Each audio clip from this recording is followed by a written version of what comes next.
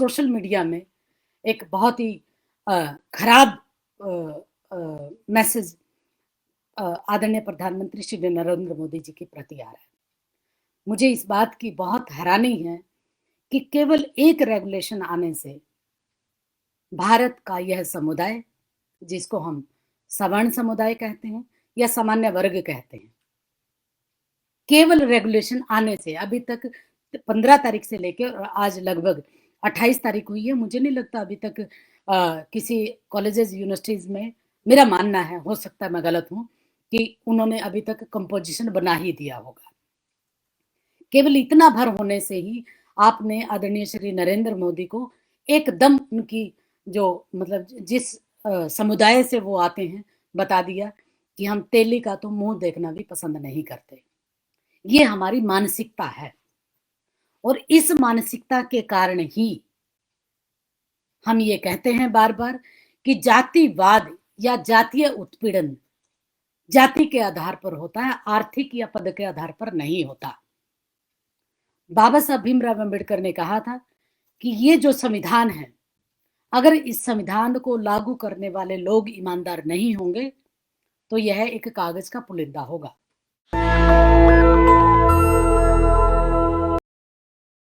जैसे कि आप सब जानते हैं कि यूजीसी का जो रेगुलेशन आया है 13 जनवरी को, उस पर पूरे भारत में एक बवाल मचा हुआ है। लाइव जाने का उद्देश्य यह भी था कि कल मैं 3 चैनल पर थी। बहुत सारी बातें जो छूट गई हैं वो आप सबके सामने लेकर आना चाहती हूँ। दूसरा कारण यह भी है कि यूजीसी रेगुलेशन आखिर है क्या। एज ए लेमैन आप यूजीसी के रेगुलेशन को क्या समझते हैं? जो हमारा दलित बहुजन तबका है वह यूजीसी और यूजीसी के इस नियम को बारे में जान सके। ये जो रेगुलेशन आया है जो मेरे सामने है, यह रेगुलेशन क्या कहता है, इस पर चर्चा करने के लिए आज मैं आप सबके सामने उपस्थित हुई हूँ। प्रिय साथियों, जय भीम, जय जोहार, सत श्री अकाल, राम राम। यूजीसी का जो ये रेगुलेशन है, मैं एक बात बिल्कुल स्पष्ट रूप से कहना चाहती हूँ कि यह पार्लियामेंट के द्वारा पारित अध्यादेश या कानून नहीं है। इसमें यूजीसी का सुप्रीम कोर्ट की जो गाइडलाइन है, जो 2012 का था रेगुलेशन, उसमें बदलाव किया गया है और वह बदलाव बहुत महत्वपूर्ण बिंदुओं के साथ है। मैं सबसे पहले हमारे देश के यशस्वी प्रधानमंत्री आदरणीय श्री नरेंद्र मोदी जी को बहुत ही श्रद्धा सम्मान के साथ धन्यवाद दूंगी कि उन्होंने भारत के वंचित वर्ग के लिए ऐसा प्रावधान प्रस्तुत किया है यूजीसी के माध्यम से कि वह शैक्षणिक संस्थाओं में एक ऐसा माहौल तैयार कर सकता है, ज्ञान के इस क्षेत्र में एक ऐसा वातावरण शिक्षकों के लिए, कर्मचारियों के लिए, छात्रों के लिए और पूरी संस्था के लिए ऐसा महत्वपूर्ण एक वातावरण तैयार कर सकता है यह रेगुलेशन। उनके लिए, उसके लिए मैं आपको बहुत बहुत धन्यवाद देती हूँ। हमारा जो दलित बहुजन तबका है उसकी तरफ से भी व्यक्तिगत रूप के साथ साथ मैं कहूँगी कि यह तबका भी आपके यूजीसी के द्वारा जारी इस रेगुलेशन का समर्थन करता है। मैं हमारे दूसरे समुदाय हैं उनसे भी बहुत ही विनम्रता से आग्रह पूर्वक ये कहूंगी कि कम से कम जो रेगुलेशन है उसे एक बार जरूर पढ़िए। अगर आप इस रेगुलेशन को पढ़ेंगे तो आप ये जान पाएंगे कि यह न केवल महत्वपूर्ण है बल्कि समाज में, शैक्षणिक संस्थाओं में विश्व गुरु की तरफ बढ़ते हुए कदम में एक बहुत बड़ा माइलस्टोन की तरह काम कर सकता है। इसलिए मेरे अपने समुदाय के और समुदाय के हमारे जो भारत का हर एक नागरिक है उनको भी ये कहूंगी कि पहले रेगुलेशन को पढ़िए। 15 जनवरी 2026 को ये इम्प्लीमेंट होगा। इसके लागू होने से अभी कुछ ही दिन हुए हैं। ये देखने की आवश्यकता है कि क्या इसका प्रभाव दूसरे समुदायों पर उल्टा जा रहा है। क्या यह जल्दबाजी नहीं है कि अभी ये रेगुलेशन पूरी तरह से शिक्षण संस्थाओं में कमेटियों की जांच के माध्यम से और तमाम उसमें आया भी नहीं और हम लोग सड़कों पर उतरे हैं। मेरा बहुत ही सहजता से, विनम्रता से ये निवेदन है कि एक बार इस रेगुलेशन को ज़रूर पढ़ें। और साथ ही साथ मेरा आज के लाइव का उद्देश्य यह है कि हमारा जो वंचित वर्ग है, बहुत सारे लोगों को तो ये पता ही नहीं है कि यूजीसी रेगुलेशन आखिर है क्या। तमाम मीडिया के माध्यम से, तमाम सोशल मीडिया में एक बिना सोचे समझे एक ऐसी एक बवाल मचा दिया गया है, जो मुझे लगता है बहुत ज़्यादा जल्दी में किया जा रहा है। हमें भारत के प्रधानमंत्री के प्रति, एजुकेशन मिनिस्टर के प्रति और यूजीसी के प्रति, और यूजीसी द्वारा गठित जो टीम थी, इस टीम में जिसमें ज़्यादातर हिस्सेदारी हमारे सामान्य वर्ग की ही है। आप कमेटीज़ के नाम, कमेटीज़ में सदस्यों के नाम अगर देखें तो आपको बिल्कुल साफ समझ आ जाएगा, इसमें मैक्सिमम, कुछ 1-2 नाम को छोड़ करके मैक्सिमम सामान्य वर्ग से आने वाला हमारा समुदाय है। इसलिए मैं ये कहना चाहूँगी कि इसका विरोध करने से पहले या इसमें कमियाँ निकालने से पहले थोड़ा-सा धैर्य से देखने की आवश्यकता है। और मैं कोट करना चाहूँगी, कल हमने हमारे एजुकेशन मिनिस्टर आदरणीय श्री धर्मेंद्र प्रधान जी से भी ये सुना, जिन्होंने कहा कि इसमें किसी के साथ भी किसी भी तरह का कोई भेदभाव नहीं होगा। हमें विश्वास करना चाहिए हमारे एजुकेशन मिनिस्टर के वक्तव्य पर। साथ ही साथ जो जितने भी हमारे जो संस्थाओं के जो अध्यक्ष होंगे, उन पर भी हमें विश्वास करना चाहिए। प्रिय साथियों, बहुत सारा विरोध जो किया जा रहा है, वह क्यों है? और आखिर इस गजट ऑफ इंडिया के नोटिफिकेशन में, रेगुलेशन में आखिर ऐसा है क्या? ये समझना बहुत महत्वपूर्ण है। मैं थोड़ा-सा आपके साथ समय लेते हुए इससे पहले कि मैं इसके ऊपर चर्चा करूँ, मैं अपना परिचय देना चाहूँगी। मेरा नाम प्रोफ़ेसर कौशल पंवार है। डॉक्यूमेंट्री मेरा नाम प्रोफ़ेसर कौशल्या है। अपना परिचय इसलिए देना चाहती हूँ कि मैं जानती हूँ कि मेरे इस फेसबुक लाइव के बाद बहुत सारे लोग सर्च करेंगे, उनको असुविधा ना हो, इसलिए मैंने आप सबको बताया है। दूसरी बात, मैं हरियाणा के क्षेत्र से एक छोटे से गाँव से आती हूँ। बहुत संघर्ष किया है, संस्कृत जैसे विषय का गहन अध्ययन किया है और आज मैं इंदिरा गांधी राष्ट्रीय मुक्त विश्वविद्यालय में प्रोफ़ेसर के पद पर कार्यरत हूँ। एक पूरी प्रक्रिया रही है मेरे यहाँ तक पहुँचने में। ये मेरा आज का विषय नहीं है। बताना बस इतना ही था कि तमाम शैक्षणिक संस्थाओं में आखिर क्या वजह है कि 2012 से लेकर पहले भी कानून थे, ऐसा तो नहीं था कि पहले कानून नहीं बने हैं। पहले भी कानून थे, आज भी हैं और आगे आने वाले दिनों में भी जब समय की आवश्यकता होगी तो कानून बनते हैं और कानून के अपवाद के रूप में कुछ दुरुपयोग भी हो सकते हैं, उससे मैं इनकार नहीं करती। लेकिन इसका मतलब यह तो नहीं कि किसी कानून के बनाने के लिए अगर संभावित खतरों को या संभावित गलत इस्तेमाल किया जा रहा है, उसके माध्यम से आप कानून ही ना बनाएं। हमारे सामने उदाहरण है दहेज प्रथा का कानून बना। बिल्कुल मैं सहमत हो सकती हूँ इस बात से कि बहुत सारे लोगों को बहुत सारे कुछ लोगों ने इसका दुरुपयोग भी किया होगा। एससी एसटी एट्रोसिटी एक्ट है हमारे सामने, तमाम कानून बने हैं। उन कानूनों का कुछ लोगों ने गलत इस्तेमाल भी किया है, मैं उसका बिल्कुल भी समर्थन नहीं करती।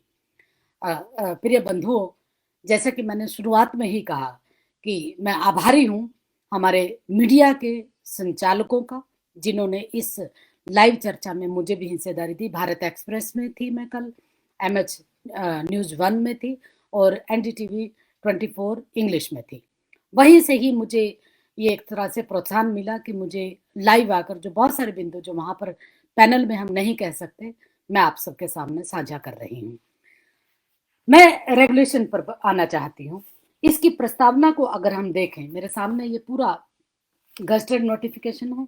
इसकी बातचीत को अगर हम देखें, प्रस्तावना में साफ-साफ ये कहा गया है कि जो हमारी राष्ट्रीय शिक्षा नीति है 2020, वह भी पूर्ण समता एवं समावेशन को सभी शैक्षणिक निर्णयों की आधारशिला के रूप में मान्यता देती है, ताकि यह सुनिश्चित किया जा सके सभी छात्र शिक्षा प्रणाली में उन्नति कर सकें।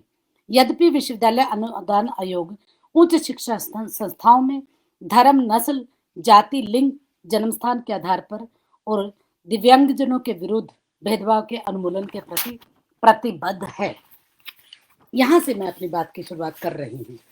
अगर आप इसके उद्देश्यों को देखें तो इसमें यह प्रस्ताव गजेटेड नोटिफिकेशन साफ साफ कहता है, दोबारा फिर मैं रिपीट करती हूँ, धर्म, नस्ल, जाति, लिंग, जन्म स्थान या दिव्यांगता के आधार पर विशेष रूप से अनुसूचित जाति, अनुसूचित जनजाति, सामाजिक और शैक्षणिक रूप से पिछड़े वर्गों, आर्थिक रूप से कमजोर वर्गों, दिव्यांगजनों अथवा इनमें से किसी के भी सदस्य के विरुद्ध भेदभाव का उन्मूलन करना और उच्च शिक्षा संस्थानों के हितधारकों के मध्य पूर्ण समता एवं समावेशन को संवर्धन देना है।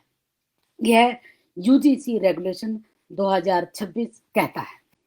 अब मैं इस पे सीधे आपको ले चलती हूँ कि जो इसमें जो फॉर्मेशन है, जो कमेटियां गठित होंगी, उन कमेटियों की कंपोजिशन कैसे है, जिसके ऊपर मुझे लगता है कि हमारे तमाम जितने भी सामान्य वर्ग के समुदाय के लोग हैं जो लगातार इसके ऊपर बहस और चर्चा का विषय बनाए हुए हैं।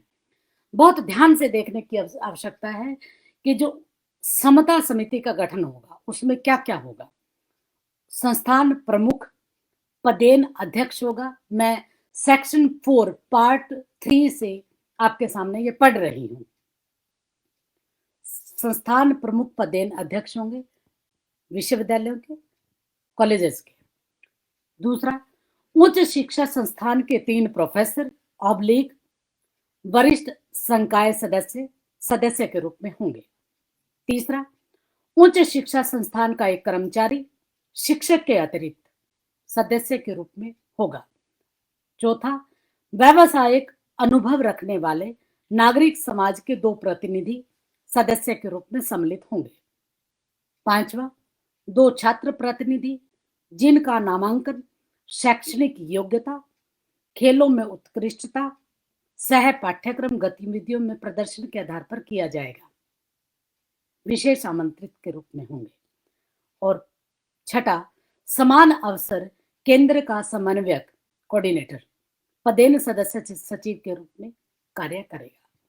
प्रिय बंधुओं, मैं यहाँ ये जानना चाहती हूँ कि यहाँ पर ये कहाँ लिखा गया है कि उच्च शिक्षा संस्थान के जो 3 प्रोफेसर होंगे या वरिष्ठ संकाय सदस्य होंगे वह केवल अनुसूचित जाति, जनजाति, पिछड़ा वर्ग, महिला या विकलांग होंगे। दूसरा, इन्होंने कहा कि उच्च शिक्षा संस्थान का एक कर्मचारी शिक्षक के अतिरिक्त सदस्य के रूप में होगा। यहाँ पर भी यहाँ कोई डिफाइन नहीं किया गया, केवल SC, ST, OBC और फीमेल होगी। 2 छात्रों का जो प्रतिनिधित्व है वहां पर भी कहीं भी डिफाइन नहीं किया गया कि ये किससे संबंधित होगा। ठीक उसी तरह ये जरूर कहा गया है कि समिति में ये जो कंपोजिशन होगा उसमें अन्य पिछड़ा वर्ग, दिव्यांगजन, अनुसूचित जाति, अनुसूचित जनजाति और महिलाओं का प्रतिनिधित्व होना चाहिए, ये लिखा है। अगर मैं इसके अंग्रेजी के कंपोजिशन को पढ़ूं उसमें भी ये लिखा हुआ है, the committee must have representation of the other backward classes, persons with disabilities, schedule caste, schedule tribe and women. यहाँ पर भी ये बिल्कुल कंपल्शन नहीं है कि केवल और केवल SC, ST, OBC होगा। इसलिए बहुत धैर्य के साथ, जैसे कानून दूसरे बने हैं, हमने बहुत सहर्षता से उन कानूनों का पालन किया है, उन कानूनों का सम्मान दिया है। ठीक उसी तरह मुझे लगता है कि ये जो कानून बना है इस कानून का भी स्वागत होना चाहिए, और कानून नहीं है, ये रेगुलेशन है। दूसरी महत्वपूर्ण बात मैं आपके सामने ये बताना चाहूंगी कि हमारे विश्वविद्यालय में, भारत के विश्वविद्यालय जो हैं लगभग 54 विश्वविद्यालय के आसपास है, केंद्रीय विश्वविद्यालय। उनमें से केवल एक वाइस चांसलर है। ये तमाम सोशल मीडिया की रिपोर्ट्स के आधार पर और जो हमारे सामने यूनिवर्सिटीज का स्ट्रक्चर है उनके आधार पर मैं अपनी बात आपके सामने रख रही हूँ। सिर्फ एक। कितने कॉलेजेस ऐसे हैं जिसमें SC, ST, OBC प्रिंसिपल्स हैं जो इसकी अध्यक्षता करेंगे।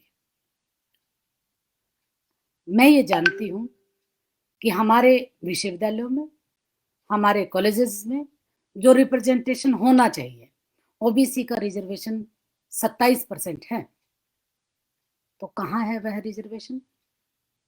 ठीक उसी तरह एससी का रिजर्वेशन कायदे से 15% होना चाहिए, कहाँ है? 7% ट्राइबल का होना चाहिए, कहाँ है? और इनको भी हम अगर हम कहें कि इनका रिप्रेजेंटेशन बहुत कम है, हम दूसरी बात पर आते हैं, ईडब्ल्यूएस का जो परसेंटेज है, ईडब्ल्यूएस में से कितने वाइस चांसलर्स हैं और कितने प्रिंसिपल्स हैं? और सबसे महत्वपूर्ण बात, ये जो यूनिवर्सिटी ग्रांट कमीशन का रेगुलेशन है, यूनिवर्सिटी ग्रांट कमीशन के अंतर्गत आने वाले विश्वविद्यालयों, कॉलेजेसों, इन्हीं को ही एक तरह से कहिए कि ये रेगुलेशन इन्हीं पर लागू है। इसमें एम्स को छोड़ दिया गया है, आईआईटीज को छोड़ दिया गया है, तमाम जितनी भी टेक्निकल चीजें हैं हमारी उनको छोड़ दिया गया है, जो सीधा यूजीसी के अंतर्गत नहीं आते हैं उनको भी छोड़ दिया गया है। केवल एक रेगुलेशन आने से हमारे जो भारत का जो एक जो उद्देश्य है कि हमें विश्व गुरु बनना है, उसकी हमें पोल खुलती हुई नजर आती है। कल सोशल मीडिया में एक बहुत ही खराब मैसेज आदरणीय प्रधानमंत्री श्री नरेंद्र मोदी जी के प्रति आ रहा है। मुझे इस बात की बहुत हैरानी है कि केवल एक रेगुलेशन आने से भारत का यह समुदाय, जिसको हम सवर्ण समुदाय कहते हैं या सामान्य वर्ग कहते हैं, केवल रेगुलेशन आने से अभी तक 15 तारीख से लेकर आज लगभग 28 तारीख हुई है, मुझे नहीं लगता अभी तक किसी कॉलेजेस यूनिवर्सिटीज में, मेरा मानना है, हो सकता है मैं गलत हूं, कि उन्होंने अभी तक कंपोजिशन बना ही दिया होगा। केवल इतना भर होने से ही आपने आदरणीय श्री नरेंद्र मोदी को एकदम उनकी जो मतलब जिस समुदाय से वो आते हैं बता दिया कि हम तेली का तो मुंह देखना भी पसंद नहीं करते। ये हमारी मानसिकता है और इस मानसिकता के कारण ही हम ये कहते हैं बार बार कि जातिवाद या जातीय उत्पीड़न जाति के आधार पर होता है, आर्थिक या पद के आधार पर नहीं होता। बाबा साहब भीमराव अम्बेडकर ने कहा था कि ये जो संविधान है, अगर इस संविधान को लागू करने वाले लोग ईमानदार नहीं होंगे तो यह एक कागज का पुलिंदा होगा। आज जब शिक्षा मंत्रालय, यूनिवर्सिटी ग्रांट कमीशन, भारत की सरकार और आदरणीय श्री नरेंद्र मोदी जी उस सपने को साकार करने के लिए ऐसे रेगुलेशन लेकर आ रहे हैं, तो इतना बवाल किस लिए? क्या इसको थोड़ा सा समय नहीं दिया जाना चाहिए? हमारे जितने भी संत, गुरु, महात्मा हैं, वो आज सीधा इच्छा मृत्यु के लिए एक तरह से अनुमति मांग रहे हैं कि या तो वापिस होना चाहिए या हमें इच्छा मृत्यु का परमिशन देनी चाहिए। इससे क्या सौहार्द नहीं बिगड़ जाएगा? आपको खतरा किस बात से है? अगर जातीय व्यवहार, जातिगत उत्पीड़न आप संस्थानों में नहीं करेंगे या आपके मानस में वह जाति का कीड़ा नहीं बैठा हुआ है, तो आपको समस्या किस बात से है? डर कहाँ है? मुझे लगता है डर वही है क्योंकि आपकी ये जो मानसिकता है, इस मानसिकता को इस रेगुलेशन के माध्यम से एक तरह से खत्म करने की एक तरह से ये रेगुलेशन लाया गया है ताकि शैक्षणिक संस्थाएं शिक्षा पर ध्यान दें, ना कि विद्यार्थी, शैक्षणिक कर्मचारी, प्रोफेसर्स, अध्यापक, उनकी जो जन्म पृष्ठभूमि है, सामाजिक पृष्ठभूमि है, उसकी तरफ ध्यान दें। प्रिय साथियों, मैं ये कहूंगी कि हमारा यह जो रेगुलेशन है, इसमें साफ साफ तौर पे ये बताया गया है कि जो हमारा जो एक तरह से उच्च शिक्षक संस्थान है, समग्र रूप से समता और समान अवसर सुनिश्चित करने के लिए बनाए गए हैं, सामाजिक समावेशन लाने के लिए हैं। छात्रों, शिक्षण एवं गैर शिक्षण कर्मचारियों के बीच समता को संवर्धन देना और साथ ही भेदभाव का भेदभाव की धारणा का उन्मूलन करना है। विभिन्न सामाजिक पृष्ठभूमि से आने वाले छात्रों के बीच शैक्षणिक संवाद तथा स्वस्थ अंतर व्यक्तिगत संबंधों के विकास के लिए एक सामाजिक रूप से अनुकूल वातावरण बनाना है। समाज के वंचित वर्ग से संबंधित व्यक्तियों या छात्रों के समूह की सहायता करना है। किसी भी भेदभाव की घटना का प्रतिवेदन करने वाले पीड़ित व्यक्ति को प्रतिशोध से बचाना है। और तमाम इसमें बहुत सारी चीजें दी गई हैं जो बहुत महत्वपूर्ण है। न केवल महत्वपूर्ण है बल्कि उनके लिए एक कानून के रूप में, एक तरह से इस रेगुलेशन के रूप में, ताकि यह अच्छी तरह से इम्प्लीमेंट हो सके, इसके लिए बहुत सारी चीजें इस गजट नोटिफिकेशन में डाली गई है। मैं बस इतना कहना चाहती हूँ कि रोहित वेमुला हो या तमाम लोग, रोहित वेमुला कोई पहला या आखिरी नहीं है। तमाम ऐसे लोग हैं जो तमाम शोध छात्र या हमारे जो शिक्षण संस्थाओं में पढ़ने वाले इस पृष्ठभूमि से आने वाले छात्र हैं जिनके साथ किसी ना किसी रूप में भेदभाव होता है। और यही वजह है कि यूजीसी ने खुद माना है कि 118% बढ़ोतरी हुई है। रोहित वेमुला की आत्महत्या करना, हालांकि मैं बिल्कुल आत्महत्या को बिल्कुल भी ग्लोरीफाइड नहीं करती। मैं आत्महत्या का भी उतनी ही विरोध करती हूँ जितना किसी भी गलत चीज का विरोध करती हूँ। मैं बिल्कुल कोई अगर आत्महत्या कर लेता है तो मैं उसकी तरफ बिल्कुल भी, मेरी जरा सी भी संवेदनशीलता नहीं होती, क्योंकि आत्महत्या करना किसी भी समस्या का समाधान नहीं है। लेकिन फिर भी अगर आप यही कहें कि 2016 में जो यूनिवर्सिटी ऑफ हैदराबाद के विद्यार्थी थे रोहित वेमुला, उन्होंने आत्महत्या की। उसके बाद अगर आप हैदराबाद का ही देखें, 2008 में सेंथिल कुमार ने की, पीटी राजू ने की, पायल तडवी ने की, दर्शन सोलंकी ने की, आईआईटी बॉम्बे में 2023 में की है ये तो। और मतलब मुझे जानकर ये बिल्कुल आश्चर्य लगता है कि तमाम उदाहरण, ये तो वो उदाहरण हैं जो आपके सामने हैं। इसके अलावा कितने ऐसे उदाहरण हैं जो छात्र, अध्यापक शैक्षणिक संस्थाओं में रहते हुए झेलते हैं। मैं दर्शन सोलंकी को ही अगर आपको एक उदाहरण के रूप में दूं, 2023 में आईआईटी बॉम्बे का छात्र था, 18 वर्ष, प्रथम वर्ष का ही छात्र था। परिवार और छात्र संगठनों ने कैंपस में भेदभाव और अकेलेपन की बात उठाई। इस घटना ने आईआईटी जैसे प्रतिष्ठित संस्थान में भी समावेशन की हकीकत पर सवाल खड़े किए। अनिकेत अंबोरे का उदाहरण ले लीजिए, आईआईटी बॉम्बे का है, 2014 का। ऐसे ही तमाम, मतलब आईआईटी 2019 का एग्जाम्पल, 14 का एग्जाम्पल, 23 का एग्जाम्पल, इतने सारे उदाहरण हमारे सामने हैं जहां विद्यार्थी न केवल उत्पीड़न को सहते हैं बल्कि सहते हुए आत्महत्या जैसे कदम उठाने के लिए बाध्य कर दिए जाते हैं। प्रिय दोस्तों, एक चीज और बताना चाहूंगी। जवाहरलाल नेहरू विश्वविद्यालय बहुत ही प्रगतिशील विश्वविद्यालय है। उस विश्वविद्यालय के आंकड़े को उठाकर देख लीजिए। क्या आपको लगता है कि प्रगतिशील कहे जाने वाले विश्वविद्यालयों में भेदभाव नहीं होता? खूब होता है। कितने कॉलेजेस और यूनिवर्सिटीज में पढ़ाने वाले शोधार्थी, अध्यापकगण ऐसे हैं जो बहुत बहुत उत्पीड़न का सामना करते हैं।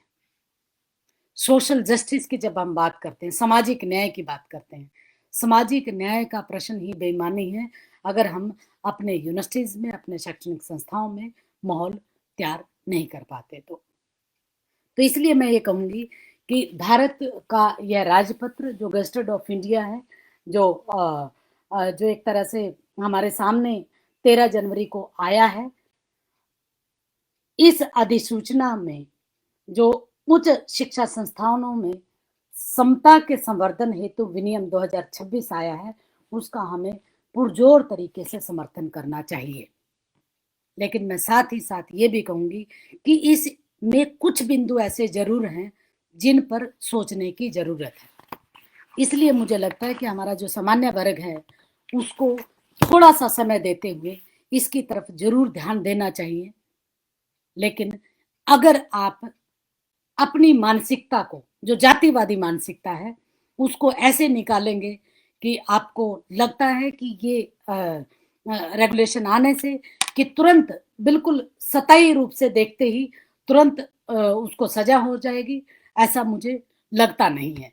वह इसलिए भी नहीं लगता क्योंकि हम सब जानते हैं कि जब कोई भी कानून बनता है, उस कानून को इम्प्लीमेंट करने वाले कौन लोग हैं।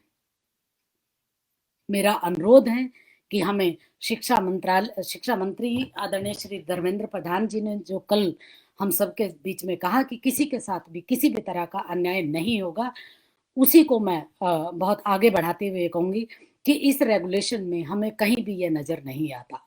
तो इसलिए सोशल जस्टिस को देखते हुए शैक्षणिक माहौल को हमारे शैक्षणिक संस्थाओं में ठीक करने के लिए ये रेगुलेशन न केवल आवश्यक है, बल्कि इसमें यूजीसी के अंतर्गत आने वाले तमाम विश्वविद्यालयों के अलावा जितने भी शैक्षणिक संस्थान हैं, उनको भी इसके अंतर्गत आना चाहिए।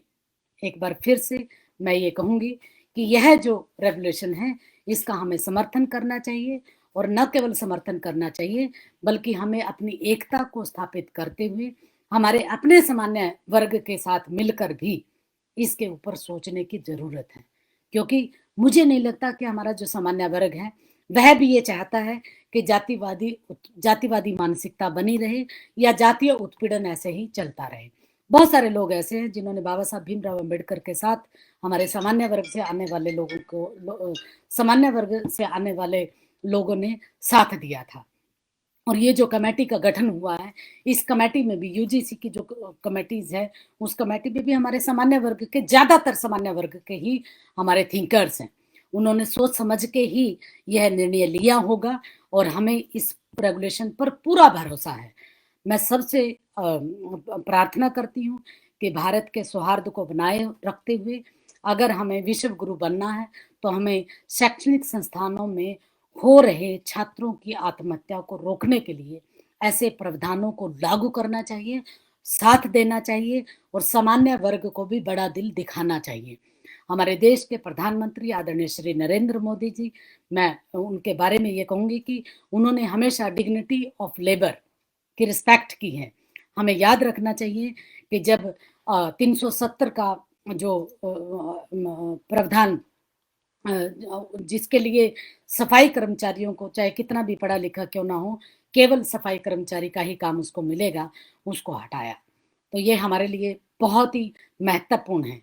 ये तमाम जो रेगुलेशन है और एक्ट बने हैं, वह समाज के हमारा जो धर्म है और जो हमारा एक कर्तव्य है, धर्म और कर्तव्य दोनों को हम एक साथ लेते हुए ये कहेंगे कि जो रेगुलेशन है उसको हमें पुरजोर तरीके से समर्थन करना चाहिए, उसमें हमें साथ आना चाहिए। लेकिन इसके अलावा हमें जो जिस तरीके से बवाल मचा हुआ है, यूजीसी के ऊपर दबाव बनाया जा रहा है, भारत सरकार के ऊपर दबाव बनाया जा रहा है, एजुकेशन मंत्रालय की तरफ, एजुकेशन मिनिस्ट्री के ऊपर दबाव बनाया जा रहा है, इसे हमें थोड़ा सा देखने की जरूरत है। एक बार फिर से मैं अंत में ये कहूँगी कि जो कानून आया है वह शैक्षणिक संस्थानों में छात्रों को, अध्यापकों को, कर्मचारियों को एक खुला माहौल देने के लिए, बिना किसी दबाव के, अगर किसी भी तरह का किसी के साथ भी कोई कि कोई भी किसी तरह की एट्रोसिटी होती है, उसके लिए ये कानून, ये एक तरह से रेगुलेशन हमारे सामने आया है, जिसमें बहुत सारे प्रावधान दिए गए हैं। मैंने आपके सामने इन बिंदुओं को रखा। बहुत बड़ा गजेटेड नोटिफिकेशन है। बस मैं इतना कहूँगी कि यूजीसी का ये जो उद्देश्य है वो बहुत महत्वपूर्ण है, और इसमें मैं एक अंतिम बात, अपनी बात को समाप्त करने से पहले ये कहूँगी कि इसमें समस्या कहाँ है। अगर कॉलेजेस की गवर्निंग बॉडी में SC ST OBC का रिप्रेजेंटेशन हो, फीमेल का रिप्रेजेंटेशन हो, तो इसमें समस्या कहाँ है। अगर जो हमारे शासकीय निकाय हैं उनमें अगर इनकी भागीदारी है तो इसमें समस्या कहाँ है। अगर कमेटीज बनती हैं और उस कमेटी में SC ST OBC फीमेल का रिप्रेजेंटेशन हो, विकलांग हमारे जो विकलांग कैटेगरी से आने वाले जो समुदाय हैं, उनका अगर इसमें पार्टिसिपेशन हो, रिप्रेजेंटेशन हो, तो उसमें समस्या कहाँ है।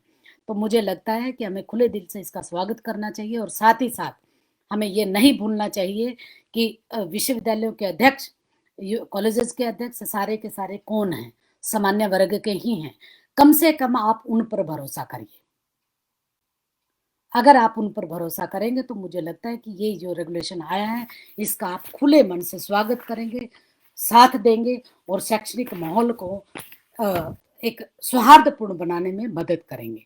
इन्हीं शब्दों के साथ मैं एक बार फिर से आप सभी जो सुन रहे हैं, हो सकता है कुछ बातों से इत्तेफाक न रखते हों, लेकिन हम बाबा साहब अम्बेडकर की संतानें हैं। हमने हमेशा इनक्लूसिव पॉलिसी पर विश्वास किया है। समावेशिता हमारा मूल मंत्र रहा है। इसलिए हमने हमेशा जब भी कोई कानून बना है, ईडब्ल्यूएस का जब रिजर्वेशन आया था, हम ही लोग थे जिन्होंने स्वागत सबसे पहले किया था। तो इसलिए आप भी थोड़ा खुला मन रखिए और इस रेगुलेशन को लागू होने दीजिए। इसके जो भी इम्प्लीकेशन होंगे, अगर इसके बैड इम्प्लीकेशन है या सामान्य वर्ग को लगता है कि हमारी बिना सुनवाई के हमें सजा दी जा रही है, उसके लिए भी यूनिवर्सिटीज में, कॉलेजेस में ये जो कमेटी बनी हुई है जो सुप्रीम कोर्ट की निगरानी में भी रहेगी, और इसको बहुत ही सोच समझ के जब भी डिसीजन होगा बहुत समझ के होंगे, मुझे पूरा भरोसा है कमेटीज पे। तो इसलिए थोड़ा सा खुले दिल से इसका स्वागत करिए। इन्हीं शब्दों के साथ मैं एक बार फिर से आप सभी को कहूँगी कि इस रेगुलेशन का हमें पुरजोर समर्थन करना चाहिए। जो समर्थन हम कर रहे हैं वह सामाजिक न्याय के लिए, समानता के लिए, राष्ट्र निर्माण के लिए और भारत को विश्व गुरु की तरफ बढ़ने के लिए बहुत ही महत्वपूर्ण कदम है। एक बार फिर से मैं शिक्षा मंत्री आदरणीय श्री धर्मेंद्र प्रधान जी को बहुत ही श्रद्धा और सम्मान के साथ धन्यवाद दूंगी।